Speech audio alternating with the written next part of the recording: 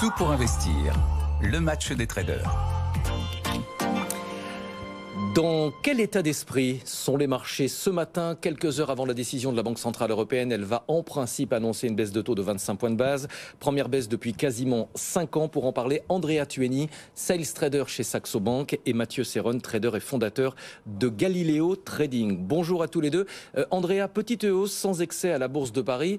Ce qui va compter réellement pour les marchés aujourd'hui, on est d'accord, ça n'est pas la baisse de taux qui est déjà largement pricée par le marché. Ce sont les commentaires sur ce qui va se passer ensuite. On est d'accord?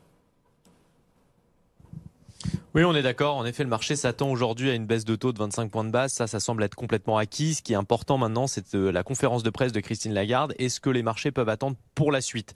Pour le moment, on a un marché qui price à peu près 2 baisses de taux de la Banque Centrale Européenne. La prochaine étant prévue pour le mois d'octobre. C'est ce qui est pricé par le marché. Donc, il faut voir si ces anticipations seront révisées après la réunion de la Banque Centrale Européenne. Le scénario qui est privilégié aujourd'hui par le marché, c'est une baisse de 25 points de base. Et par la suite, du coup, une approche très dépendante des données macroéconomiques. On a vu dans les dernières publications macroéconomiques qu'il y avait une stabilisation de ces données, avec même une inflation qui a remonté légèrement sur le mois de mai. Donc du coup, on ne s'attend pas à ce que la Banque Centrale Européenne opère plusieurs hausses de taux et accélère son rythme, plusieurs baisses de taux et accélère son rythme de baisse de taux. Donc ça serait un risque aussi, que la Banque Centrale Européenne change cette approche qu'adopte le marché. Ou à l'inverse, autre risque pour le marché, c'est l'erreur de politique monétaire qui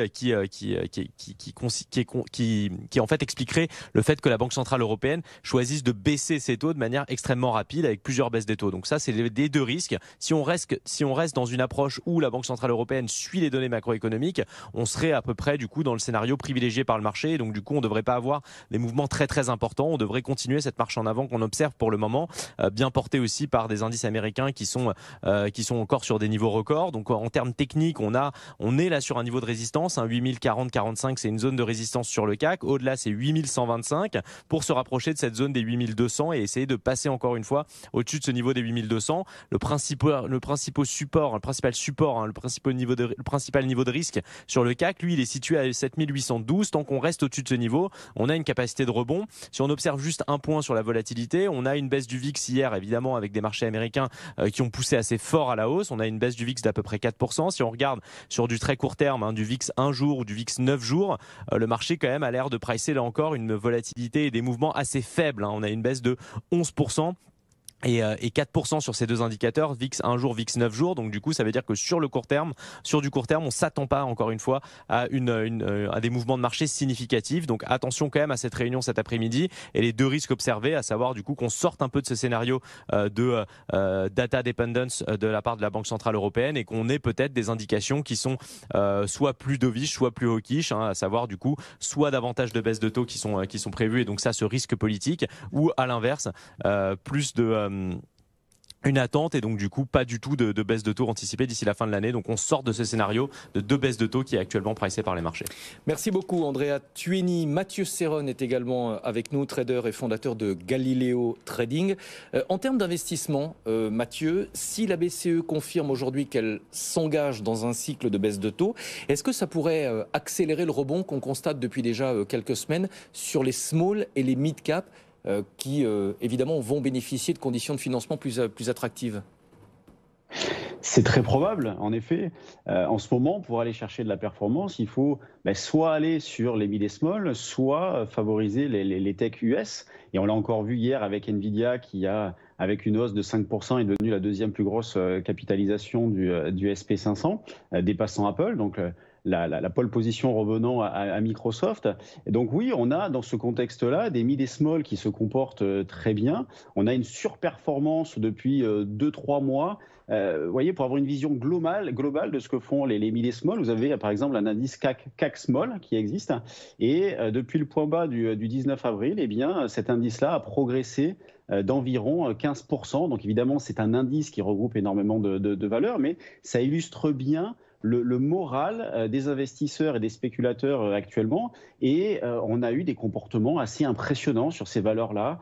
Je pense notamment, par exemple, à Clariane qui s'est envolée, à Elior qui a doublé en peu de temps. Là, par exemple, moi, je surveille de Richebourg. Et je vous parlais d'Elior, la maison mère de Richebourg qui est sur des niveaux d'achat possibles. Donc, oui, favoriser les mid et small en ce moment est intéressant, surtout que ce que l'on remarque, c'est qu'il y a des relais. Vous voyez, parfois, on traverse des phases où il y a des démarrages sur ces valeurs-là, et puis au final, ça n'aboutit pas à grand-chose. Là, il y a de véritables relais. Et à titre de comparaison, je regardais, par exemple, ce que justement cet indice-là avait fait sur les dernières années, donc l'indice CAC Small versus le CAC 40. En 2022, le CAC Small a perdu 20% et 10% de baisse sur l'indice CAC 40. En 2023, une baisse de 2, alors que pendant ce temps-là, le CAC a progressé de 16%. Et quand on regarde depuis le début de l'année, eh bien, on a un indice CAC Small qui surperforme, voilà, qui est en hausse de 12%. On est à 7% de hausse sur le CAC 40. Donc on voit que on a une surperformance actuelle, mais ces valeurs-là ont accumulé énormément de retard. Et pour revenir au CAC 40, comment l'aborder actuellement? Eh bien, sur le fond, vous voyez, la tendance de fond, elle, reste haussière. Hein, il n'y a pas de sujet là-dessus. Tant qu'on est au-dessus des 7800, 7900 points, eh bien, on reste du bon côté avec des probabilités de rebondir et de poursuivre qui sont supérieures. Si on passait en dessous, on rentrerait dans une zone d'attraction baissière, mais on aura l'occasion d'y revenir. Pour l'instant, on en est éloigné.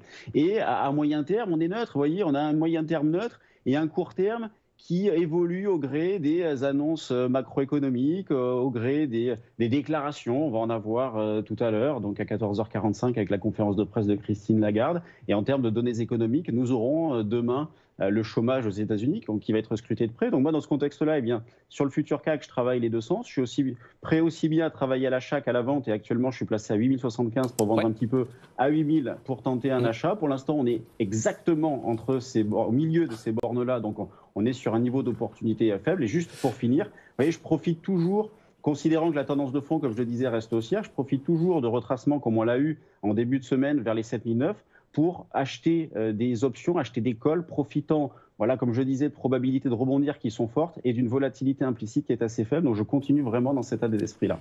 Merci beaucoup Mathieu Serron, trader et fondateur de Galileo Trading. Et merci également Andrea Tueni, sales trader chez Saxo Bank. Andrea, on se retrouve tout à l'heure à 14h spécial BCE, évidemment pour l'annonce en principe d'une première baisse de taux de la Banque.